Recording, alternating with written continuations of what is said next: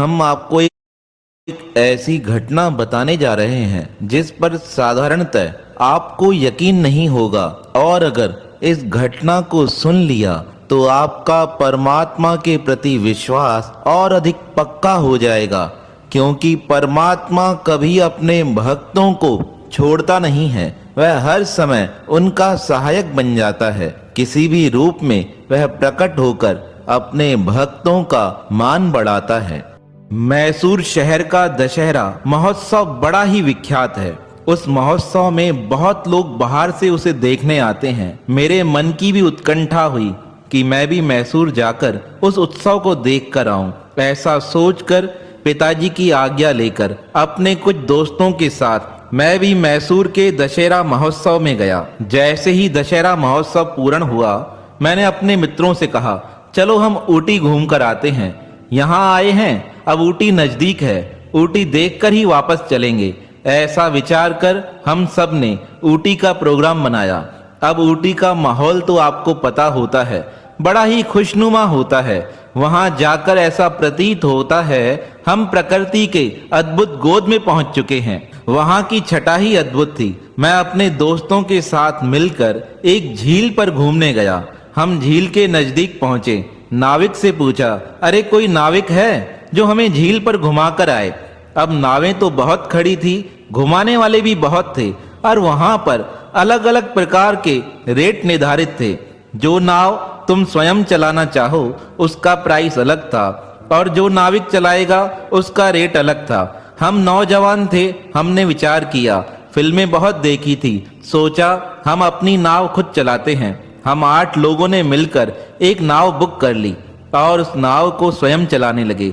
शुरुआत में तो धीरे धीरे नाव चल रही थी, लेकिन जैसे ही झील के मध्य में वह नाव पहुंची तो भंवर आ गया। अब भंवर में तो नाव ऐसे पलटने लगी, हमारे होश ही उड़ गए। हम सब बड़े भयभीत होने लगे, ये क्या हो रहा है, हमें कौन बचाएगा? हमने बहुत आवाजें दी, कोई दूर से आकर हमें बचाकर जाए, कोई बचाकर जाए। पर वह भंवर ऐसा था कि दूर तक ना तो हमारी आवाजें पहुंच रही थी और ना ही कोई हमें बचाने के लिए वहां आ सकता था। तब मेरे मन में एक विचार उठा कि पिताजी ने बचपन से एक बात सिखाई है, दीन दयाल बिरत संभारी, हरऊ नाथ मम संकट भारी।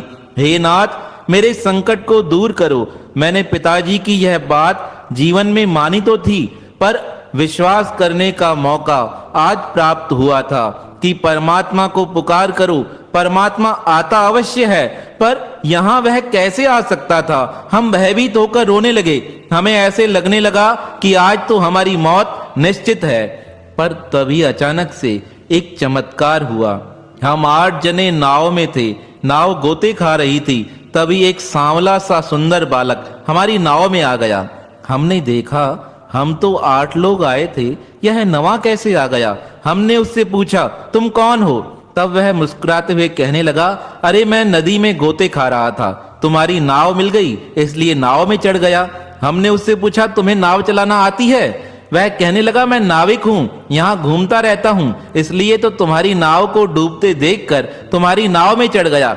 अब पतवार मुझे दो, मैं चलाता हूँ। अब वह सांवला सा छोटा सा बालक हमारी नाव को चलाने लगा। वह नाव को चलाते चलाते किनारे लेकर आया। हम जैसे ही किनारे पे भयभीत होकर धीरे धीरे भागकर उतरने लगे, तभी मैंने मन में विचार किया, उस बालक को धन्यवाद तो दे दें। जैसे ही मैं उसे धन्यवाद देने के लिए पीछे मुड़ा, हम सब ने देखा वह बालक गायब हो चुका था। मेरे सब मित्र पूछने लगे, कौन था, कहाँ चला गया? तब मुझे बड़े जोर से रोना आ गया। सब पूछने लगे, क्या हुआ, रोते क्यों हो? तब मैंने उन्हें कहा, जब हमारी नाव डूब रही थी तब मेरे पिताजी की बात मुझे याद आ गई, दीन दयाल बिरत संभारी, हरऊ नाथ मम संकट भारी। यह पंक्ति बोलकर मैंने परमात्मा को याद किया था। आज उसी सांवली सूरत के परमात्मा हमें इस बालक के रूप में बचाने आए थे। मेरी बात जब मेरे दोस्तों ने सुनी तब उन्हें भी यकीन नहीं हुआ। वह भी यही विचार करने लगे। अचानक से नाव के अंदर बालक आया और हमें बचाकर बाहर ले आया। यह और कोई नहीं, स्वयं परमात्मा ने वहां प्रकट होकर हमारी जान बचाई थी। मेरे मन की उत्कंठा थी यह बात मैं आपको बताऊं, जिससे कि सब लोगों के मन में परमात्मा के प्रति विश्वास बढ़ सके। जब हम उसे सच्चे हृदय से पुकारते हैं तो वह स्वयं प्रकट होकर हमारे दुख दर्द दूर कर देता है। यह मेरे मन की आस्था थी। जो सच्चे श्रद्धा से विश्वास रखता है, परमात्मा सदैव उसके साथ रहते हैं। कलकत्ता के श्री राम तारण चक्रवर्ती जी परमात्मा के सच्चे भक्त थे। वह कलकत्ता में किसी फर्म में काम करते थे। एक बार जब वह अपने घर आए, घर में पहुंचते ही उनकी पत्नी कोई पत्र पढ़ रही थी। वह पढ़ते पढ़ते मुस्कुरा भी रही थी। तब श्री राम तारण जी ने पूछा, क्या हुआ, किसका पत्र है? तब वह कहने लगी, भैया की शादी का पत्र आया है, उन्होंने हमें बुलाया है, हमें चलना पड़ेगा। राम तारण जी मुस्कुराते हुए कहने लगे, अरे बहुत दिनों बाद ऐसा अवसर आया है, हम सब मिलकर अपने घर चलेंगे, वहां चलकर तुम्हारे भाई की शादी में शामिल होंगे, छोटे बच्चों को भी लेकर चलेंगे।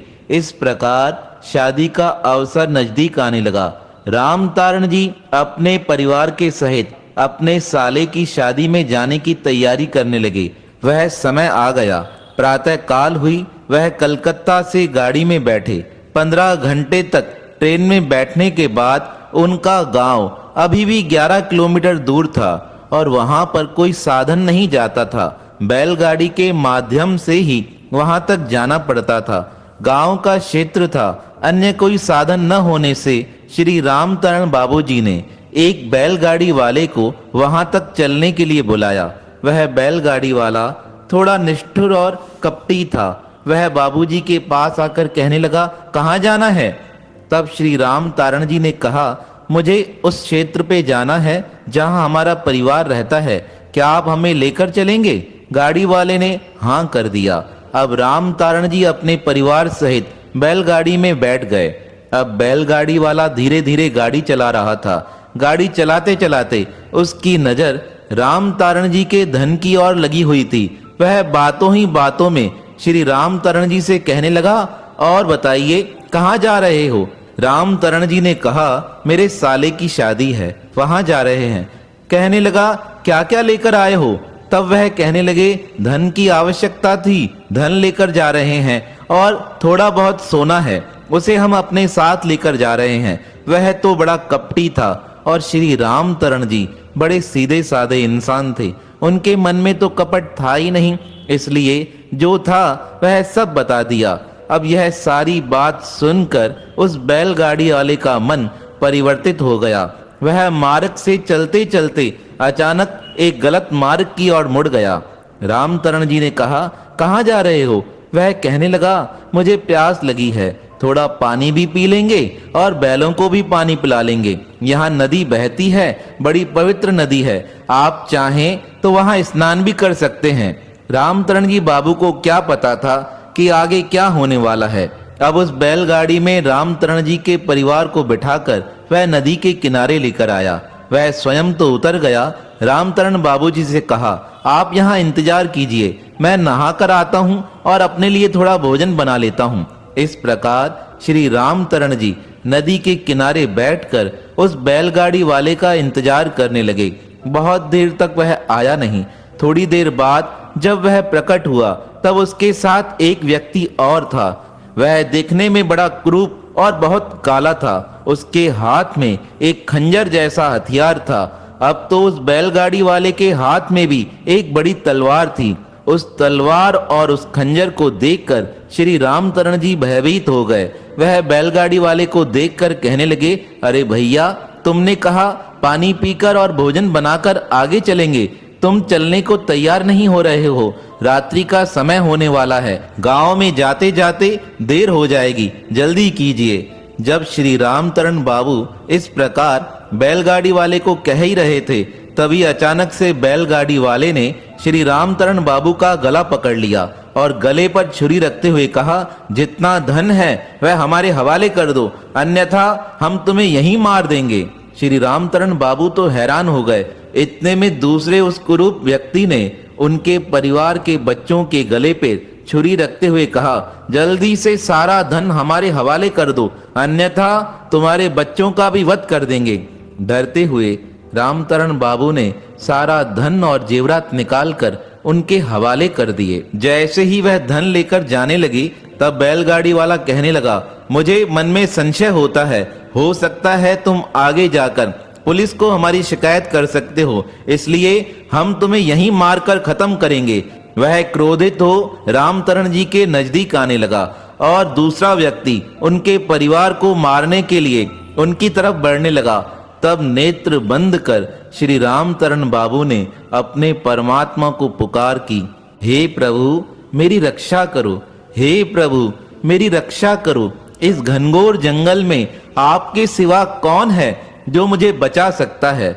जब श्री रामतरण बाबू इस प्रकार प्रार्थना कर रहे थे, तभी अचानक से एक विचित्र चमत्कार हुआ जिसकी किसी को भी संभावना नहीं थी। अरे परमात्मा यही तो करता है जिसके विषय में सोचा नहीं जा सकता, वह ही परमात्मा सत्य साबित कर सकता है।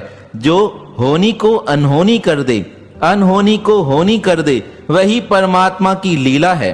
जब श्री रामतरण बाबूजी सच्चे भाव से प्रार्थना करने लगे, तभी अचानक से जिन बैलों को बैलगाड़ी वाले ने चारा खाने के लिए छोड़ा था, वह बैल बड़े जोश के साथ भगते हुए श्री रामतरण बाबू के नजदीक आए। उनके स्वभाव में बड़ा परिवर्तन लगा हुआ था। पता नहीं उन्होंने क्या किया, अपने दोनों सींगों में उन दोनों व्यक्तियों को उठाकर बहुत दूर फेंक दिया। वह उन दोनों व्यक्तियों को ऐसे घसीटने लगे जैसे कि उन दोनों व्यक्तियों ने इन बैलों का कोई अपराध किया हो।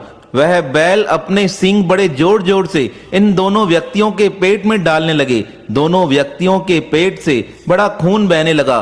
खून बहने के उपरांत भी बैलों ने इन दोनों को छोड़ा नहीं। इधर रामतरण बाबू यह दृश्य देखकर शांत हो गए। उन्हें कुछ समझ ही नहीं आ रहा था, यह बैल कहां से प्रकट हुए हैं और कहां से आकर इन दोनों व्यक्तियों को सजा दे रहे हैं। बस श्री रामतरण बाबू के तो हाथ नमस्कार की मुद्रा में बंद लगे हुए थे। कुछ पलों में ही यह सारा चित्र परिवर्तित हो गया। पहले श्री रामतरण बाबू भयभीत हो रहे थे, अब पेट से खून बहने के कारण वह दोनों दुष्ट व्यक्ति भयभीत होने लगे। रामतरण बाबू की ओर इशारा करते हुए कहने लगे, हमारी रक्षा करो। इतने में वह दोनों बैल वहां से गायब हो गए और इतने में बैलगाड़ी वाले दोनों बैल बैलगाड़ी के नजदीक आकर बैठ गए। श्री रामतरण बाबू यह सारा दृश्य देखकर मौन हो गए थे। उन्हें तो कुछ समझ ही नहीं आ रहा था। श्री रामतरण बाबूजी की छोटी बेटी उनके समीप आकर उनको हृदय से लगाकर रोते हुए कहने लगी, पिताजी आज परमात्मा ने हमारी रक्षा की है।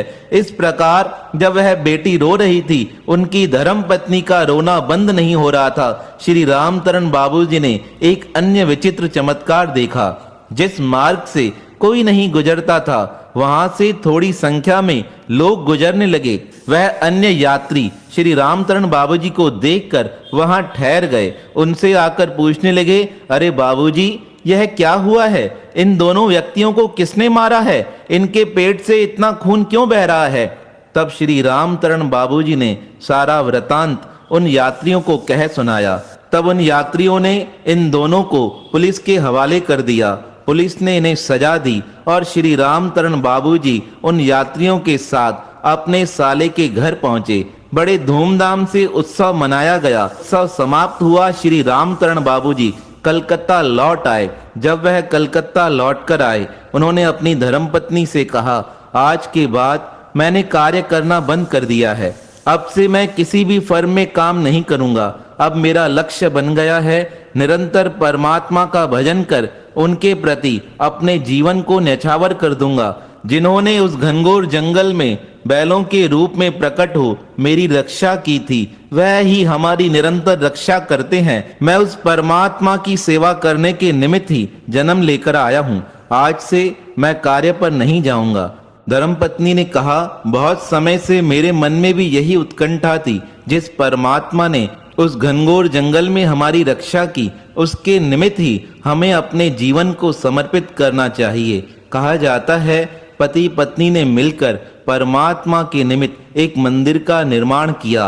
अब निरंतर उस मंदिर में रहकर ही भजन सुमरन करते हुए उन्होंने देह का त्याग किया और सबको अंतिम समय तक यह बात बताते थे कि किस प्रकार परमात्मा ने स्वयं प्रकट होकर हमारी रक्षा की थी। तो ऐसे प्रभु परमात्मा जो हर समय अपने भक्तों की रक्षा करते हैं, ऐसे भक्त वसल भगवान के पावन श्री चरणों में हमारा बारंबार प्रणाम है, प्रणाम है, प्रणाम है।